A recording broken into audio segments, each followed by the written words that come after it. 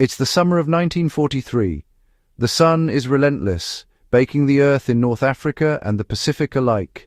Rows of olive-drab canvas tents stretch across the landscape, their interiors stifling, the air thick and unmoving. Ever wondered how World War II soldiers kept cool under that suffocating canvas, long before fans or fancy camping gear?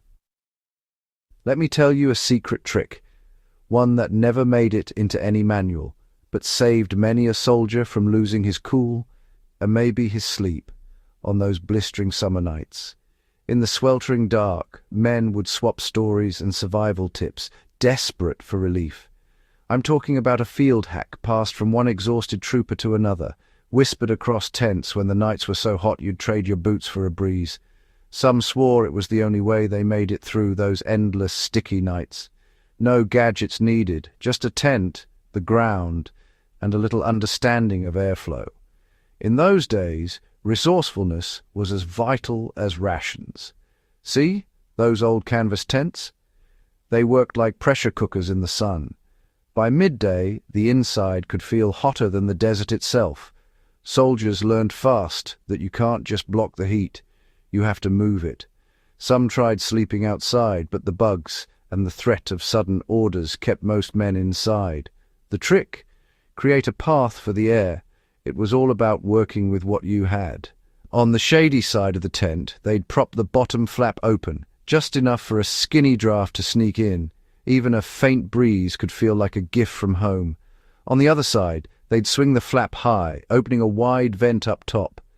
The setup was simple, but the effect was dramatic.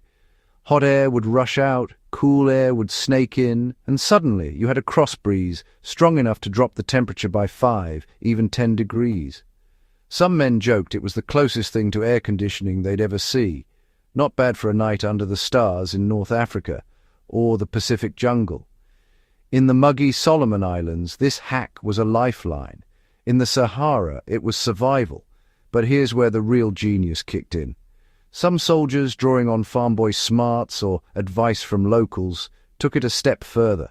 The secret sauce wasn't just the flaps, it was the trenches. A few inches of dirt could make all the difference. Soldiers figured out that the ground stays cooler than the air, especially in the shade. In letters home, some described the relief of pressing their faces to the earth, just to feel a hint of coolness. So they'd dig a shallow trench about as deep as your forearm, from the shadiest patch straight up to the tent's intake flap. Sometimes a single trench cooled a whole squad. Air would chill as it flowed over the cool soil, rise into the tent, and push the hot air out through the high vent. It was a lesson in physics, learned the hard way. Simple physics, but in the field it felt like magic. One veteran recalled how, after a long march, the tent felt almost like a cool cellar back home. Want to try it yourself? This hack isn't just for history buffs, it's a game-changer for modern campers too.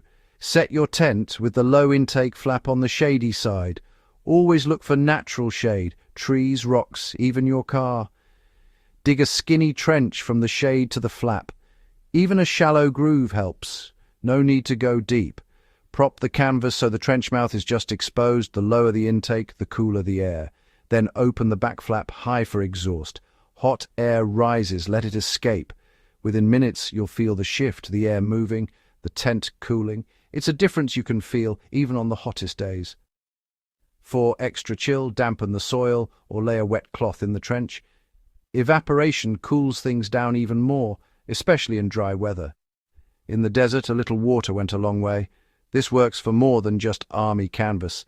Any shelter can benefit from smart airflow. Got a tarp shelter? Angle the windward side low, the back high, let the breeze do the work. Making a debris hut? Keep your entrance low, your vent high. Even primitive shelters can stay cool with the right setup. Even nylon tents can benefit if you open the rainfly just right and let the ground air flow. Don't forget to use mesh windows for extra ventilation. It's not about the gear, it's about reading the land and working with the air.